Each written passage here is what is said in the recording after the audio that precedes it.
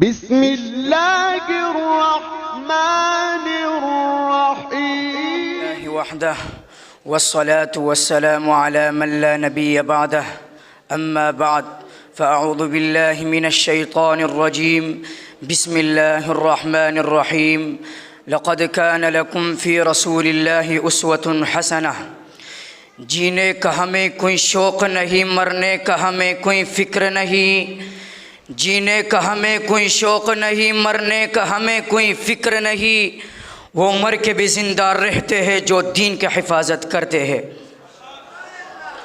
میرے انتہائی قابل قدر علماء کرام، حب مصطفیٰ سے سرشار، سیرت محبوب سے مالا مال، آج آپ حضرات و مشائخ عظام کے روبرو اس عظیم شخصیت کی مختصر سیرت بیان کرنے کے سعادت حاصل کر رہا ہوں کہ جس کے مکمل زندگی کان خلقہ القرآن کا مظہر تھا، وہ عظیم ہستی جس کے شب و روز لقد کان لکم فی رسول اللہ اسوۃ حسنہ کا منظر تھا۔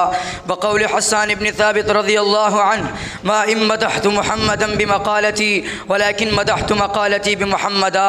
میرے آقا دو جہاں سرور کونین 9 ربیع الاول بروز پیر کو دعا ابراہیم علیہ السلام ربنا وابعث فیہم کے مستجاب بن کر وہ میں تو کہتا ہوں، صحیح مسلم حدیث نمبر 2276 کی روشنی میں میرے نبی عرب و عجم میں سب سے انسب و احسب گھرانے میں پیدا ہوئے۔ آمنہ کے لال کے پیدائش سے پہلے ہی والد محترم عبداللہ دنیا سے کوچ کر جاتے ہیں۔ ابتدائی رضاعت بعد سعادت ثویبہ کے حصہ میں آتی ہے۔ 6 سال کی عمر میں والد انتقال کر جاتی ہے۔ شفقت سے لبریز دادا عبد المطلب آپ کو اپنے تربیت میں لے لیتے ہیں۔ بالآخر 8 سال کی عمر میں دادا بھی دنیائے فانی سے سفر کر جاتے ہیں۔ حضرات گرامی، رب نے اپنے حبیب کو تنہا نہیں چھوڑا۔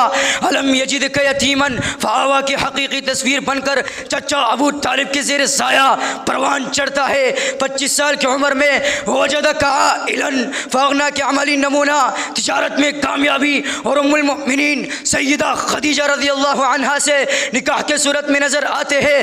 ہاں میرے قابل قدر مہمان گرامی، 40 سال کی عمر ہوتے ہی رب نے کائنات کا سب سے اعلیٰ و اکمل ہستی مکہ کے در یتیم کے پاس ملائکہ کے سردار جبریل علیہ السلام کو اقرا کے پیغام لے کر وما ارسلناک الا رحمۃ للعالمین کی خوشخبری کے ساتھ وما ارسلناک الا کافۃ للناس کے سبق کو یاد کرانے کے لیے ولیکن رسول اللہ و خاتم النبیین کے مہر کو دے کر تاجدار ختم نبوت کے منصب کو عطا کرنے کے لیے بھیجا۔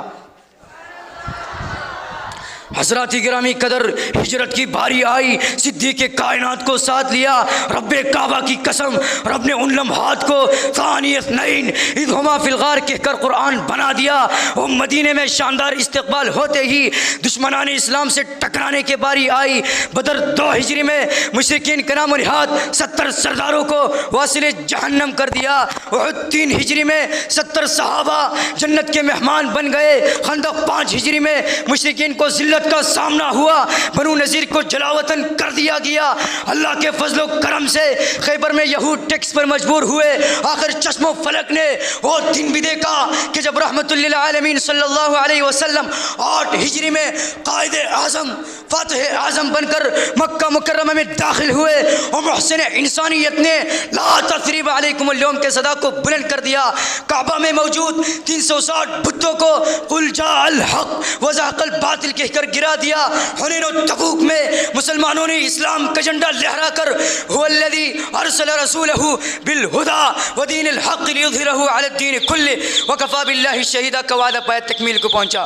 حضرات گرامی، یہ اس عظیم شخصیت کی مختصر سیرت تھی جو آمنہ کے لال بے کر و حسن و جمال ہے، صاحب شرف و کمال، حامل فرقان ہے، ہر ایک خوبی سے آراستہ، ہر ایک خلق کریم سے عطا یافتہ، سکینہ ان کا لباس ہے، نہ کوئی ان کا شعار، ان کا ضمیر پاک دل تقوی ہے، ان کی کلام حکمت ہے، صدق و وفا ان کی طبیعت ہے، عدل ان کی سیرت ہے، سچائی ان کی شریعت ہے اور ہدایت ان کے رہنمائی، ملت ان کا اسلام ہے، احمد صلی اللہ علیہ وسلم ان کا نام ہے اور ان کا مقام بعد از اللہ بزرگ توئی از قصہ مختصر۔ وآخر دعوانا ان الحمدللہ رب العالمین۔